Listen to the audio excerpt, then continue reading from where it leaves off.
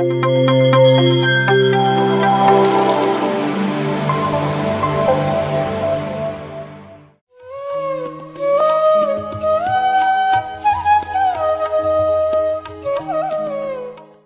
Masters. ಎಲ್ಲ ಆತ್ಮಬಂಧುಗಳಿಗೆ ಆತ್ಮಪೂರ್ವಕವಾದಂಥ ಪ್ರಣಾಮಗಳು. ನಾನು ಜೈ ಪತ್ರಿಜಿ ಅಂತೀನಿ, ತಾವೆಲ್ಲ ಜೈ ಹೋ ಪತ್ರಿಜಿ ಅನ್ಬೇಕು. ಜೈ ಪತ್ರಿಜಿ, ಜೈ ಪತ್ರಿಜಿ, ಜೈ ಪತ್ರಿಜಿ. ಎಸ್ ಮಾಸ್ಟರ್ಸ್, ಪತ್ರಿಜಿ ಸರು ಹೇಳ್ತಾ ಇದ್ರು ವ್ಯಕ್ತಿ ಪೂಜೆ ಮಾಡಬಾರ್ದು ಅಂತ. ಆದರೆ ನಾವು ಪತ್ರಿಜಿಯ ಹೆಸರಿಗೆ ಜೈಕಾರ ಹಾಕ್ತಾ ಇದ್ದೀವಿ. ಯಾಕೆ ಅಂತಂದರೆ ಪತ್ರಿಜಿಯವರು ಒಬ್ಬ ವ್ಯಕ್ತಿಯಲ್ಲ, ಅದೊಂದು ಶಕ್ತಿ, ಅದೊಂದು ಅವತಾರ ಪುರುಷ. ಅದು ನಮ್ಮನ್ನೆಲ್ಲ ಸನ್ಮಾರ್ಗದ ಕಡೆಗೆ ಕರ್ಕೊಂಡು ಹೋಗೋದಕ್ಕೆ ಭೂಮಿ ಮೇಲೆ ಹುಟ್ಟಿ ಬಂದಂತಹ ಮಹಾನ್ ಚೇತನ. ಅದು ಧ್ಯಾನ ಮಾಡ್ತಾ ಇರುವಂತಹ ಎಲ್ಲ ಆತ್ಮಬಂಧುಗಳಿಗೂ ಆತ್ಮ ಸಾಕ್ಷಾತ್ಕಾರ ಆಗಿರುತ್ತೆ. ಆ ಪುಣ್ಯಾತ್ಮ ನಮಗೆ ಈ ಮಾರ್ಗವನ್ನು ತೋರಿಸ್ಕೊಟ್ಟಿಲ್ಲ ಅಂತಂದಿದ್ರೆ, ಅವರೇನು ಹೊಸದಾಗಿ ಆವಿಷ್ಕಾರ ಮಾಡಲಿಲ್ಲ. ಶತಮಾನಗಳ ಹಿಂದೆ ಏನು ಗೌತಮ ಮಹಾಮುನಿ ಈ ಧ್ಯಾನವನ್ನು ಪರಿಚಯ ಮಾಡಿಕೊಟ್ಟಿದ್ರು, ಅದನ್ನು ತುಂಬ ಸರಳ ಮಾರ್ಗದಲ್ಲಿ, ಸುಲಭ ರೂಪದಲ್ಲಿ ನಮ್ಮ ಮನೆಗಳಿಗೆ ತಂದರು. ನಮ್ಮ ಮನೆಯನ್ನು ಅವರು ದೇವಾಲಯವನ್ನಾಗಿ ಮಾಡಿಬಿಟ್ರು. ನೋಡಿ, ಇವತ್ತೆಲ್ಲ ಇಲ್ಲಿ ನಾವ್ಯಾರೂ ಸಂಬಂಧಿಕರಲ್ಲ, ನಾವ್ಯಾರೂ ಅಣ್ಣ ತಮ್ಮಂದರು ಅಲ್ಲ, ಅಕ್ಕ ತಂಗಿಯರು ಅಲ್ಲ. ಆದರೆ ಇವತ್ತು ಒಟ್ಟಿಗೆ ಕೂತ್ಕೊಂಡು ನಗನಗ್ತಾ ಮಾತಾಡ್ತಾ ಸಂತೋಷದಿಂದ ಧ್ಯಾನ ಮಾಡ್ತಾ ಕಾಲ ಕಳೀತಾ ಇದ್ದೀವಿ. ಎಲ್ಲರೂ ರಸ್ತೆಯಲ್ಲಿ ಎದುರುಗಡೆ ಸಿಕ್ಕಿದಾಗ ಎಷ್ಟು ಆನಂದ ಪಡ್ತೀವಿ. ಏನು ಕಾರಣ ಇದು? ನಮ್ಮ ಸಂಬಂಧಿಕರು ನೋಡಿದ್ರೆ ನಾವು ಈ ರೀತಿ ಸಂತಸ ಪಡೋದಿಲ್ಲ. ಆದರೆ ಧ್ಯಾನ ಬಂಧುಗಳು ಕಂಡ್ರೆ ನಮ್ಗೆ ಅಷ್ಟು ಸಂತೋಷ ಉಕ್ಕಿ ಬರುತ್ತೆ. ಯಾಕಂತಂದರೆ ನಾವು ಆತ್ಮಬಂಧುಗಳಾಗಿದ್ದೀವಿ. ಜನ್ಮಾಂತರಗಳ ಸಂಬಂಧ ನಮಗೆ ಇದೆ. ಈ ಎಲ್ಲ ಜನ್ಮಾಂತರಗಳ ಸಂಬಂಧಗಳನ್ನು ನಾವು ಹೇಗೆ ತಿಳ್ಕೋಬಹುದು ಅಂತಂದರೆ ಅದು ಧ್ಯಾನದಿಂದ ಮಾತ್ರನೇ ಸಾಧ್ಯ. ಧ್ಯಾನ ಅಂತಂದರೆ ಏನು? ಹಾಗಾದರೆ ನಮಗೆಲ್ಲ ಎಲ್ಲಾದರೂ ಪ್ರವಾಸ ಹೋಗಬೇಕು ಅಂತಂದರೆ ಎಲ್ಲರಿಗೂ ಖುಷಿ ಆಗುತ್ತೆ ಅಲ್ವಾ? ಖುಷಿ ಪಡದೇ ಇರೋರು ಜಗತ್ತಿನಲ್ಲಿ ಯಾರೂ ಇಲ್ಲ. ಪ್ರವಾಸ ಮಾಡಬೇಕು, ಟೂರ್ ಮಾಡಬೇಕು ಅಂತಂದರೆ ಧ್ಯಾನ is also one kind of tour. ಧ್ಯಾನದಲ್ಲೇ ಇದೆ ಯಾನ, ಪ್ರಯಾಣ, ಪ್ರವಾಸ. ಎಲ್ಲಿಗೆ ಪ್ರವಾಸ ಮಾಡ್ತೀವಿ ನಾವು 3 ಲೋಕಗಳಿಗೂ ಪ್ರವಾಸ ಮಾಡ್ತೀವಿ. ಆಸ್ಟ್ರಲ್ಲಿ ಪ್ರವಾಸ ಮಾಡ್ತೀವಿ, ಗುರುಗಳನ್ನು ದರ್ಶಿಸಿ ಬರ್ತೀವಿ, ಜ್ಞಾನವನ್ನು ಪಡ್ಕೊಳ್ತಾ ಬರ್ತೀವಿ. ಇಂತಹ ಒಂದು ಹೊಸ ವಿಸ್ಮಯ ಲೋಕನೇ ನಮ್ಮ ಕಣ್ಮುಂದೆ ತೆರೆದುಕೊಳ್ಳುತ್ತೆ ಅಂತಂದರೆ ಅದಕ್ಕೆ ನಮ್ಮನ್ನು ನಾವು ಯಾಕೆ ತೊಡಗಿಸ್ಕೋಬಾರ್ದು ಅಲ್ವಾ ಮಾಸ್ಟರ್ಸ್? ಎಲ್ಲ ಹೇಳ್ತಾರೆ ಧ್ಯಾನ ಅನ್ನೋದು 60 ವರ್ಷದ ನಂತರ ಮಾಡೋದಕ್ಕೆ ಇರೋವಂಥದ್ದು ಅಂತ. ಆ ರೀತಿ ಯಾರು ಹೇಳ್ತಾರೆ ಅವ್ರು ಯಾರು ಸತ್ಯ ದರ್ಶನವನ್ನು ಮಾಡಿಕೊಂಡವರು ಅಲ್ಲವೇ ಅಲ್ಲ.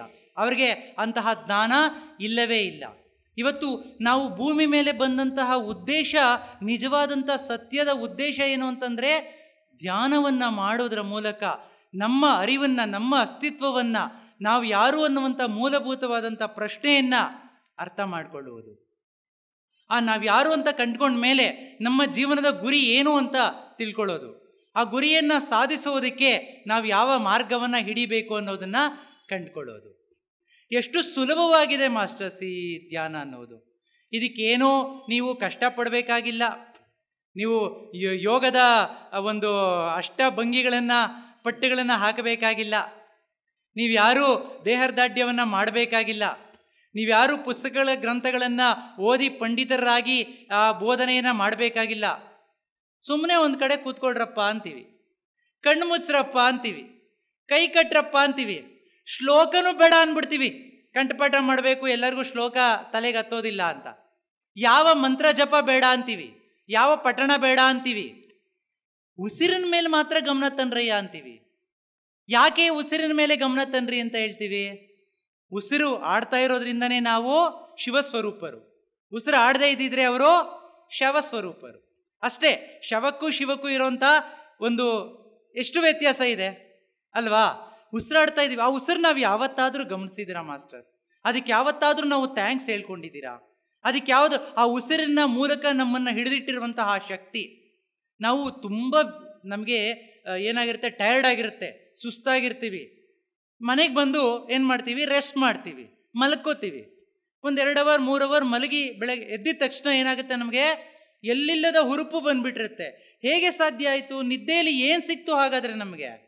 ರಾತ್ರಿ ಮಲಗಿದ್ದವರು ಬೆಳಗ್ಗೆ ಏಳೋಷ್ಟರಲ್ಲಿ ಹೊಸ ಮನುಷ್ಯರಾಗಿರ್ತೀವಲ್ಲ, ಹೇಗೆ ಸಾಧ್ಯ ಆಯಿತು?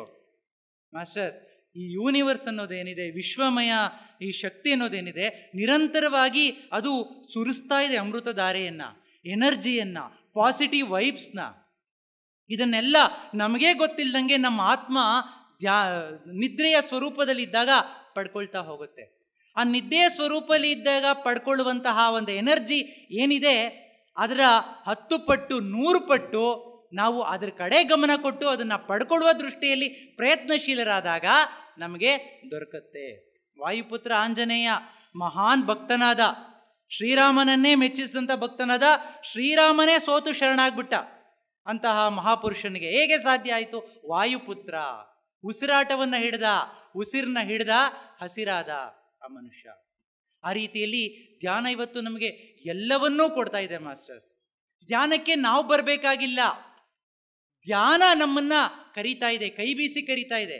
ಎಲ್ಲ ಹೇಳ್ತಾರಲ್ಲ, ಕಲೆ ಎಲ್ಲರನ್ನೂ ಕೈ ಬೀಸಿ ಕರೆಯುತ್ತೆ, ಕೆಲವರನ್ನು ಮಾತ್ರ ಆರಿಸ್ಕೊಳ್ಳುತ್ತೆ. ಧ್ಯಾನ ಹಾಗಲ್ಲ, ಧ್ಯಾನ ಎಲ್ಲರನ್ನೂ ಕೈ ಬೀಸಿ ಕರೆಯುತ್ತೆ, ಎಲ್ಲರನ್ನೂ ತೊಡಗಿಸಿಕೊಳ್ಳುತ್ತೆ. ಇಂತಹ ಒಂದು ಅದ್ಭುತವಾದಂಥ ಶಕ್ತಿ ಧ್ಯಾನಕ್ಕೆ ಇದ್ದಾಗ ಆ ಧ್ಯಾನವನ್ನು ನಾವೆಲ್ಲ ಮಾಡಬೇಕಾಗಿರೋದು ನಮ್ಮ ಒಂದು ಕರ್ತವ್ಯ ಆಗಿದೆ. ಸೊ ಈ ರೀತಿ ನಾನು ಇವತ್ತು 2 ಮಾತು ನನ್ನ ಅನುಭವನ ಇನ್ನೊಂದು ದಿನ ಹಂಚ್ಕೋತೀನಿ ಮಾಸ್ಟರ್ಸ್. ತುಂಬ ಇದೆ ನನ್ನ ಅನುಭವ. ನನ್ನ ಗುರುಗಳು ಇಲ್ಲೇ ಇದ್ದಾರೆ, ಯೋಗಾನಂದ್ ಅಂತೇಳಿ ಧ್ಯಾನಕ್ಕೆ ಕರ್ಕೊಂಡು ಬಂದಂಥವರು.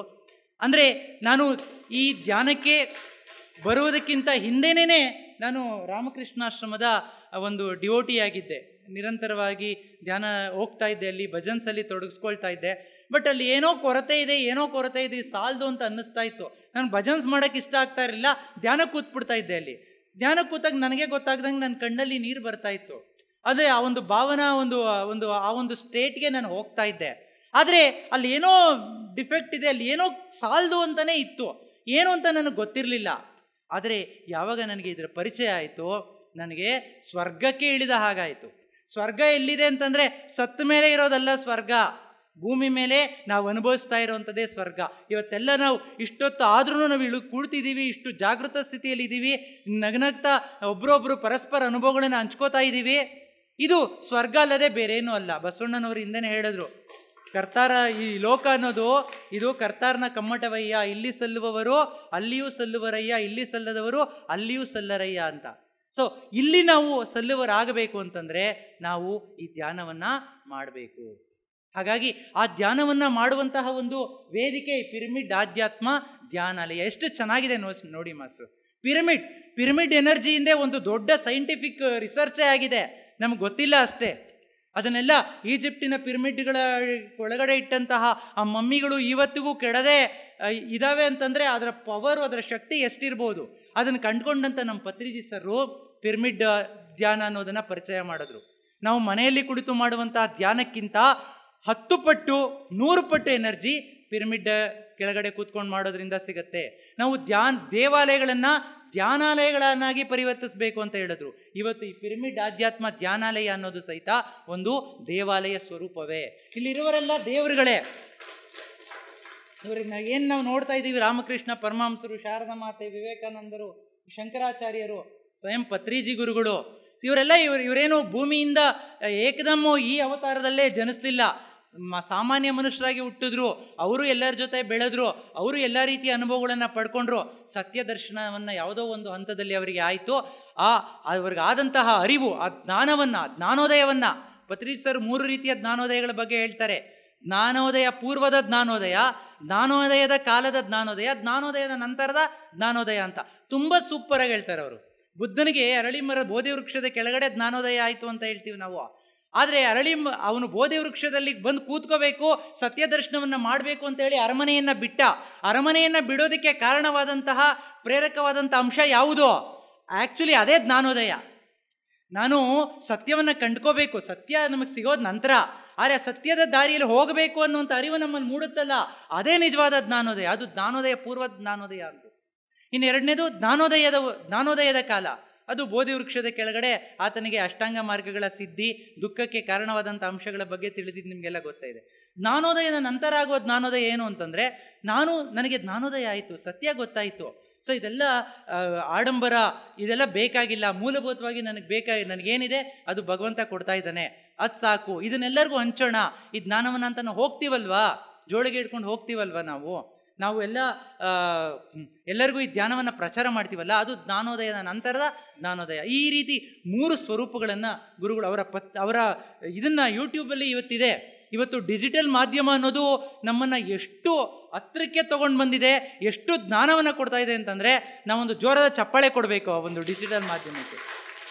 ಹೇಗೆಲ್ಲ ಬಳಸ್ಕೋಬೋದಾಗಿದೆ ನೋಡಿ ನಾವು ಅದನ್ನು. ಆದರೆ ನಾವೇನು ಮಾಡ್ತಾ ಇದ್ದೀವಿ ಇವತ್ತು, ಮನೇಲಿ ಕೂತ್ಕೊಂಡು ಟಿ ವಿಯಲ್ಲಿ ರಿಮೋಟನ್ನು ಕೈಯಲ್ಲಿ ಹಿಡ್ಕೊಂಡು ಮಂಗಗಳಿಗೂ ನಮಗೂ ಬೇರೆ ವ್ಯತ್ಯಾಸನೇ ಇಲ್ಲ ಅನ್ನೋ ರೀತಿಯಲ್ಲಿ ಇದ್ದೀರಿ. ಆದರೆ ಈಗಲ್ಲ, ಈಗ ದೇವರಿಗೂ ನಮಗೂ ಬೇರೆ ವ್ಯತ್ಯಾಸನೇ ಇಲ್ಲ ಅನ್ನುವಂಥ ಸ್ಥಿತಿಯಲ್ಲಿ ನಾವಿದ್ದೀವಿ. ಯಾಕಂದರೆ ಅಹಂ ಬ್ರಹ್ಮಾಸ್ಮಿ, ನಾವೇ ಪರಮಾತ್ಮ ಸ್ವರೂಪರು. ನಮ್ಮಲ್ಲಿ ಪ್ರತಿಯೊಬ್ಬರಲ್ಲೂ ಆತ್ಮ ಇದೆ, ಶುದ್ಧವಾದ ಆತ್ಮ. ಆ ಆತ್ಮನೇ ಪರಮಾತ್ಮ. ಆ ಪರಮಾತ್ಮನನ್ನು ಕಂಡುಕೊಳ್ಬೇಕಂದ್ರೆ ನಿನ್ನೊಳಗೆ ನೀವಿರಿ, ನಮ್ಮೊಳಗೆ ನಾವಿರುವಂಥ ಕೆಲಸ ಆಗಬೇಕಾಗಿದೆ.